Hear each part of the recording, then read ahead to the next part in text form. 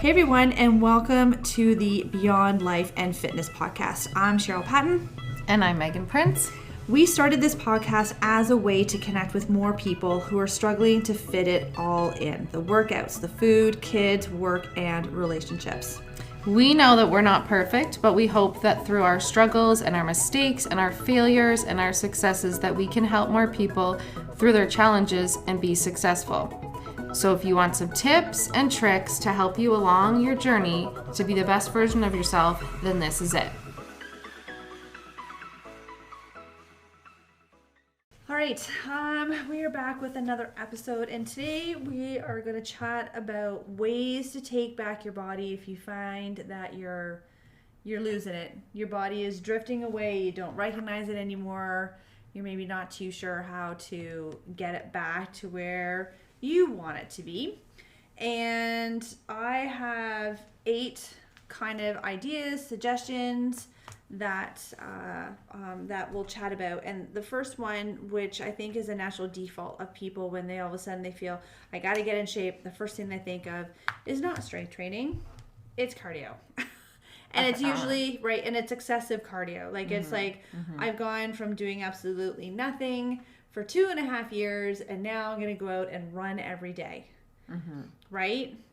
Injuries are going to pop up like crazy, fatigue, muscle soreness, and then you quit.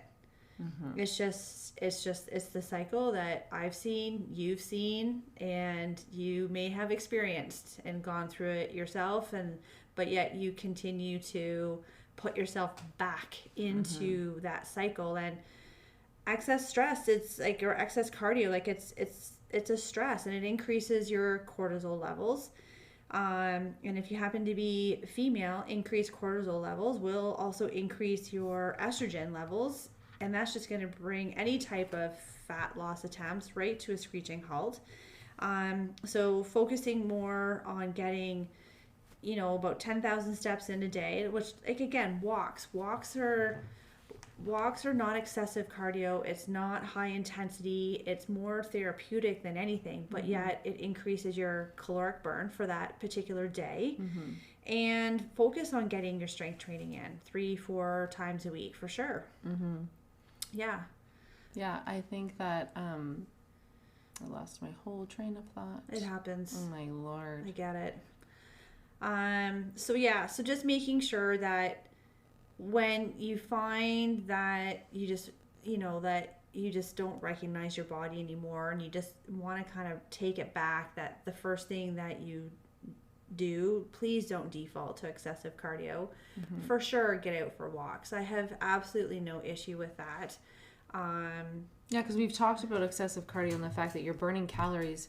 You're burning calories when you're doing it, but you're not burning calories like after. And that's Correct. The whole point, is that you're using like your carbohydrate sources, your energy sources to do all of that cardiovascular work, which isn't going to help really decrease your lean body mass, which is what you want to do, right? It's not going to give you that change of body composition that you actually want at the end of the day.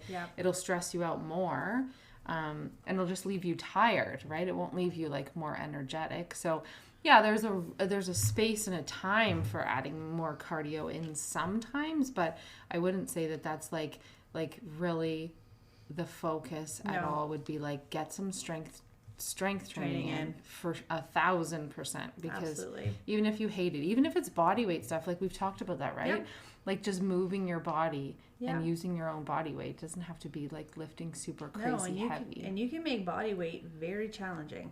Yeah, sometimes those YouTuber guys, like when we were during COVID lockdown, I'd throw on like a 10 or 8 minute push-up routine that this guy was doing on the beach, and oh my God, I thought I was gonna die because it was like intense, like 8 different sets of like holds for push-ups and hand positions and all that stuff, and I was like, oh my God, I was dying. So like, if you were to continually do that stuff, or core stuff, every single day hard, then you could definitely see improvements. 100%. You'll definitely build some lean muscle mass for that, for sure. It doesn't even have to be that extreme depending on where you're starting from, but the focus definitely needs to shift to more strength training versus the cardio, and increasing that lean body mass, because Muscle is what's going to burn calories over a 24-hour clock, not for the 30 minutes it took you to go for a walk and then it stops. And you're not going to get bulky. Like Absolutely not. I thought about getting a Y pass for my 12-year-old daughter who's a circus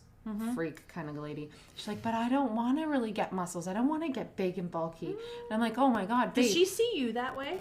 I don't know if she sees, I don't know if she sees me like super, no, I don't think so. I'm just curious. I just should because actually of ask what her. we do, right? Because we like to lift heavy shit and we have more muscle on us than the average person. I should ask her how she sees me, maybe, how she views me. Because I said, no, but honey, you lifting weights is going to support your joints and your flexibility. And it's going to help you with your flexibility because you're going to increase your core strength. So, And reduce her risk of injury.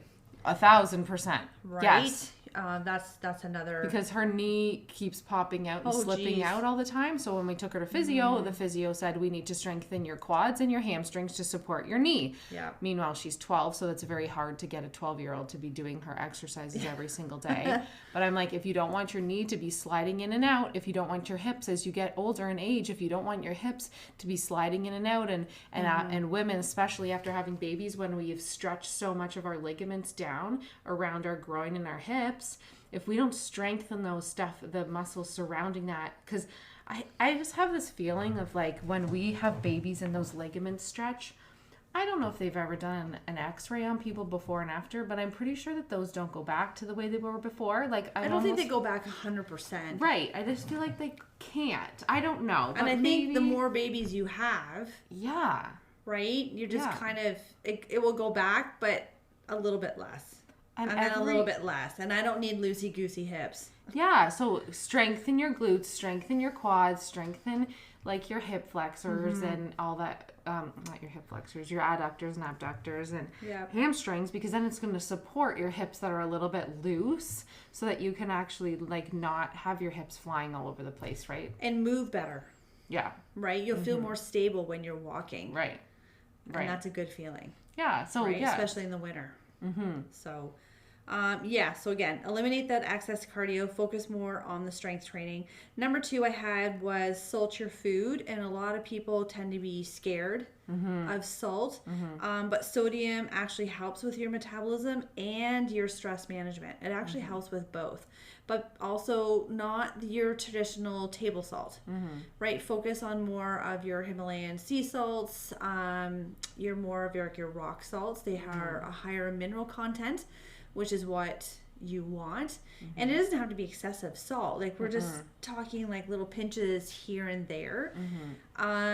It's hard for people that are eating processed food though. Their foods are already oversalted. Right. So we're talking about people that are making their meals at home, people that are generally pretty healthy in what they're eating. Yes. Like oatmeal. I put sea salt in my kids' oatmeal because first of all, it brings out more flavor, but then, second of all, like lots of people are mineral deficient, right? Yes. So they don't have all of those. The stuff that we eat now is actually helping us not metabolize and take up our minerals, right? And our bodies aren't getting enough. So, I think salt is a huge one. I even do it what do they call it? I just looked it up the other day. I think it's called soul water. Is that what it's called? I don't know. SOLE. I want to say it's called soul water, but I'll look it up. Maybe it's not. I've never heard of it. But it's just water it's filtered water with sea salt. But that's because they made this. I'll look it up as we're kind of talking. Oh no, wait. But just that you have to replace minerals that our bodies are losing through like crying or sweating or peeing, right? Like all that kind of stuff. Yeah, totally. But yes, I know that people say that you put filtered water with a little bit of Himalayan sea salt and lemon, and then you can put it on your side of your bed, and that's going to be the first thing that you drink in the morning, right? Like people were always doing apple cider vinegar and stuff in the morning, but I can't. Apple cider vinegar, for some reason, on my stomach, maybe my pH level is already high, or it just sets it off. Yep. People that have a lot of like yeast or candida or whatever, I don't think apple cider vinegar, in my opinion, I feel like it makes it worse. For some people it doesn't work, but again, self-experiment. Yes. But yes, is it called Soul Water? It is. Yeah, so but it's pronounced Soleil. Soleil water. Soleil water. It's a tonic made with minimally processed salt. It is a super hydrating remedy that you can make in less than 5 minutes. So it's basically, they're saying a teaspoon of pretty much like a Himalayan or a rock salt to your morning glass of water. And another one that I noticed too is when we're canning and jarring things, like pressure canning things, you have to use a type of salt that doesn't... A pickling salt. Yeah, but it doesn't have like, what is it in it? The other salts that you can't have in the canning. There's something in it that you can't can it with because it has, not aluminum, that's baking soda. I'm not too sure because I haven't canned since I've done it with my mom. But there's a certain kind of salt that you have to use because the other salts can put bad stuff into your food, whereas you have to have one that's like a natural salt. There's a curing salt. I don't know. But some salts aren't made the same, right? True. So we're talking about like 100%. the table salt or sea salt that we want to use like 100%. a good one. But yeah, waking up in the morning and rehydrating your body with waking up in the Soleil morning, water. Soleil, and having coffee as your very first drink in the morning, also not a great idea. Coffee is dehydrating and it's acidic.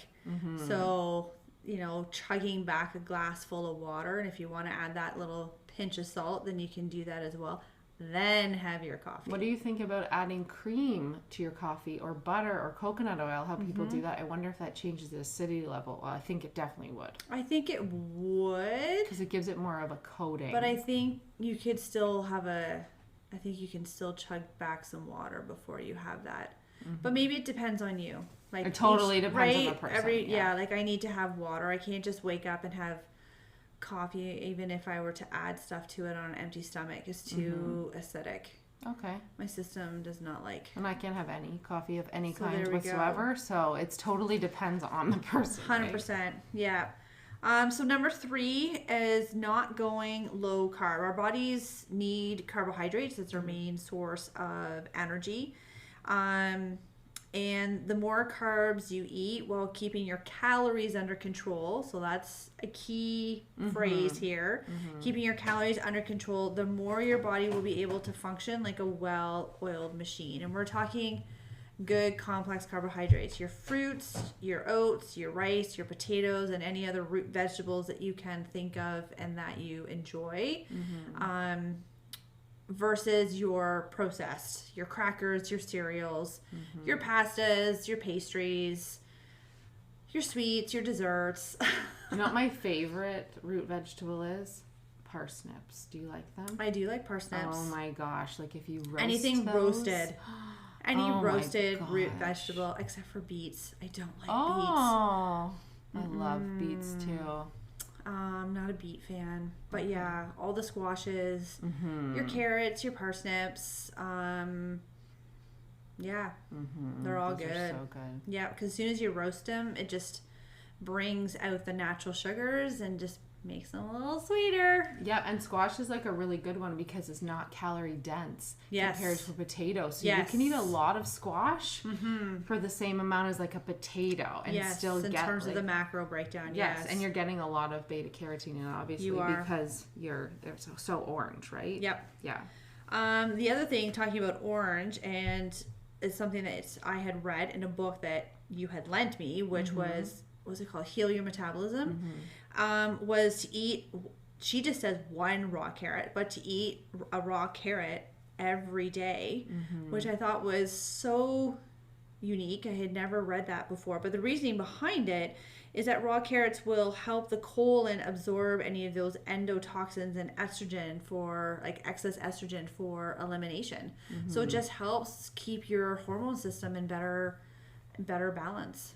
Yeah, and so I was speaking to somebody about that who's like our forager teacher at our forest school for the kids, and he said, yes, that is true, except if you want the benefits of that carrot as much as possible, then buy organic.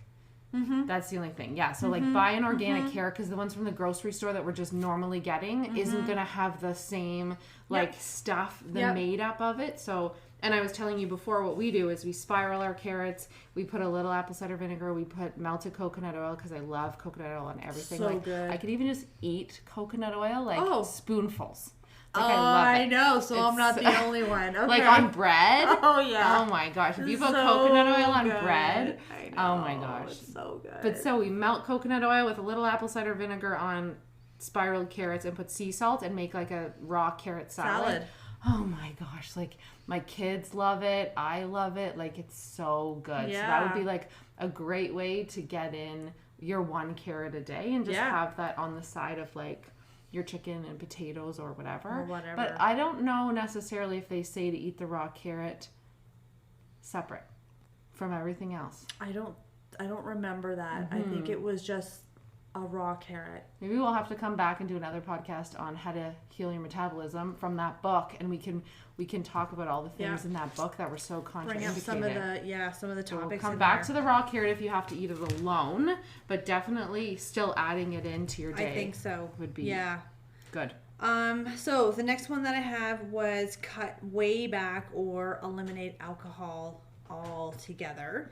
And the reason being is that alcohol will increase your cortisol, and as I already said, increasing your cortisol can also increase your estrogen, which will stop your fat loss production. And if you're drinking on a fairly regular basis, and especially at night, it can interrupt your sleep patterns, and it also decreases your body's ability to fight off diseases and illness. So again, if you got the common cold or the flu this winter, or if you happen to have something a lot worse in terms of a disease, why would you not want to give your body the best fighting chance that it has to try and heal itself in conjunction with whatever modern medicine that you need to do? Right? Yeah. So, and alcohol, it serves no purpose nutritionally whatsoever. The only purpose that it serves is that it's self-soothing for a lot of people. It's a distraction for people, allows people just to kind of numb out whatever world they're living in. And I'd love to know like the health studies that go along with it, because I do know that they say there's tannins in it, which are really with the good, red wine, and also that it can help with your heart health, which I don't know how much that is true, because also my kids are doing a marketing project on how to market, where I made them make up a food and they have to market it to me and give me a health claim that goes with this food to sell it to me. Right. And I think, how much oatmeal do you need to eat to lower your cholesterol? Right. Like, it lowers your cholesterol, but what point? Like, how much? Right. So then what's the perfect amount of red wine that's going to help your heart for each person? Because as we're talking about, you have coffee, you can't have coffee in an empty stomach. I can't have coffee at all. Right. Some people could drink 17 coffees a day and not feel anything. Right. So then what's the perfect amount of wine that's going to help your heart health and you get enough tannins out of it? Right. How you have the antioxidants from it. So it's sort of like this. Very valid. It's like this catch-22 of like, so I said to the kids, make this project for me and market these things to me. So they have the most unhealthy foods that they've made, but they've given me these health claims that make me want to buy it. And I'm like, there's so many people that have no clue when they're looking at something. Oh, of course they not. hear the health claim and they're like, I got to get that. Absolutely. I can drink red wine now. It's fine because it's good for your heart. Yep. But be aware that those health claims that they make sometimes necessarily aren't justified for each person. Correct. And a lot of those health claims have wiggle room. So much when it goes to the FDA. Yes. Right? Like Yeah. they can have a wiggle room of certain percentages, plus and negative. And that goes, for the calories, that goes for the servings, like it goes for everything that you see on the label. So because oatmeal is only going to lower your cholesterol if you're watching the saturated and unsaturated fats that you're eating, you're staying away from processed foods, you're walking and exercising, you're taking care of your health. Oatmeal is only going to lower your cholesterol if you're doing all the other things with it. Correct. It's not just I eat oatmeal and I don't do And then anything all ta-da! day. Yeah. Right? So it's like you have to be really aware of those health claims that they say on things, right? Before you say like... For sure. But alcohol for sure is definitely one where it's like... It's not needed. It's not necessary. It doesn't serve a purpose in any type of nutritional meal plan. Except when you're breastfeeding and you need your milk to come in, I think. Really? Guinness, you drink. Oh. Because the yeast in it helps That's if you can get it down. Yeah. So that helps with breastfeeding. So in some respects, some beer is good for nursing moms. Yes, that is one thing that I do know, that nursing moms drink Guinness. Interesting. Yes. Okay. The next point that I had is, again, making sure that your meals are well balanced in terms of their protein, carbs, and fat, just to help stabilize your blood sugar as you go through the day. So not eating a meal that's strictly just all carbohydrates, and then you have this big sugar spike, and then you come crashing down, then you're looking for your next hit. Again, making sure that you're not having a meal that's just straight up fat or straight up protein. Now, I could totally eat straight up protein, but that's just me. But then you're talking about if we're eating, so if I had a protein shake, just a shake, Yep. My blood sugars would spike because in an hour I'd be so hungry. Same. But chicken, beef, steak, because they have a little bit of fat. You would be able to probably get away with it. But if you're talking about a straight thing like just egg whites or just protein powder, but there's also not a ton of calories associated with that and either. you'd be starving. Yeah. Right. So you kind of have to look at that as well. So yeah, I know when I talk to my clients in terms of like if you're just looking at your plate, this is just general population. They're not, an elite athlete. They're not working towards anything specific. Half the plate veg, and then a quarter protein, a quarter carbs. Yeah, and then if you like lose your mind and you're like, okay, I don't need a carb for this, or you're like overthinking it, always just take 2 of the macros and pair them together. Yes. It doesn't even matter what 2, Yep. but just have at least 2. So you're not having like one macro. Yep. Yeah, I think that would be my rule of thumb. Yep. 2 macros in every meal at least. Yeah, no, for sure. And then managing your stress is the next one. So, stress can decrease your nutrient absorption in the gut, which obviously is not good, right? We want to be able to eat, absorb, assimilate, use that nutrition to the best of our body's abilities before it goes through the elimination process. So and as we've talked about before, right, is taking some time to either just be quiet, sit somewhere in a quiet room, read a book for 5 minutes, go for a walk, sit on your back deck, feel the sunshine on your face. And it doesn't have to be a long period of time. Like 5 minutes can sometimes be sufficient. But just sort of getting into some sort of a habit or figuring out what works best for you in your lifestyle and where you live and what you do, so that you have a way to decompress and allow your body to rest and digest. You just said that out of my mouth. Rest and digest. Yeah. And when we're living this fast-paced life, our bodies, like we talked about, eating in the car, not sitting down and intentionally eating. Yeah. My friend said to me, oh my gosh, they are building this cabin up north. And she's like, we went up north for the weekend.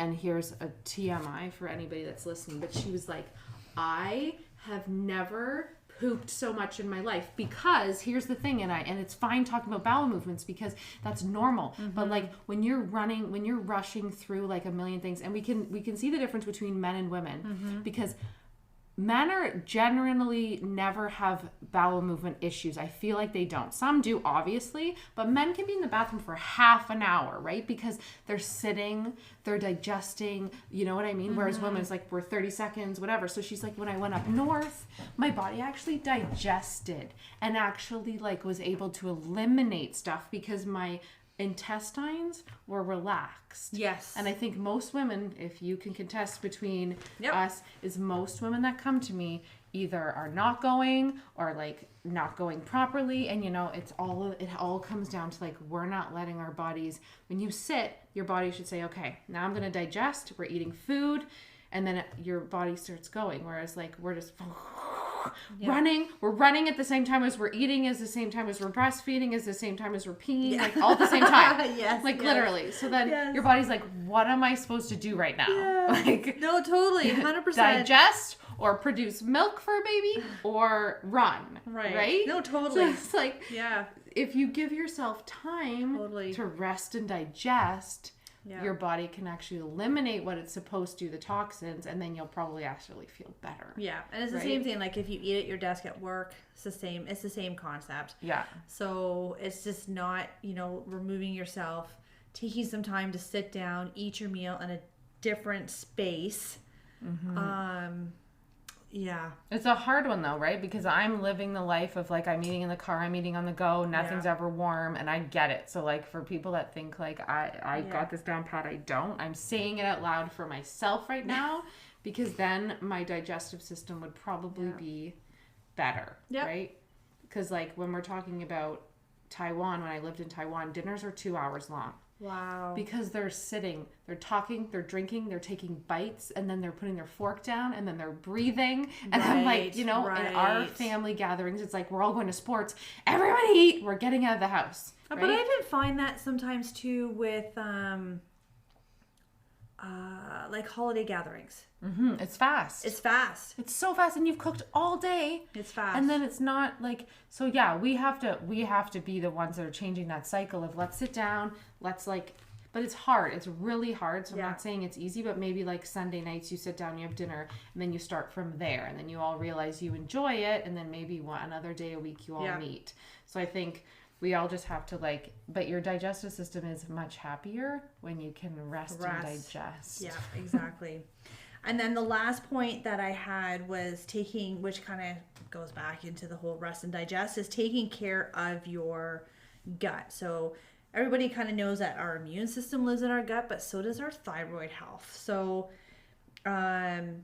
we want to, so your thyroid and your immune system live in your gut. So pre and probiotic foods on a daily basis are super, super important. A lot of people are familiar with probiotics. So any of your fermented foods, your kefirs, your sauerkrauts, your kimchis, your kombuchas, all that stuff, your biotic foods. Some examples are apples, bananas, your oats, onions, mushrooms, are some examples of foods that are more of a prebiotic strain than a probiotic. Garlic must be in there somewhere, is it? Possible. I just had a short list. Yeah, I wonder. I'd have to look a little maybe that's deeper. more antibacterial. I think so. But the antibacterial would come into that somehow. It's definitely.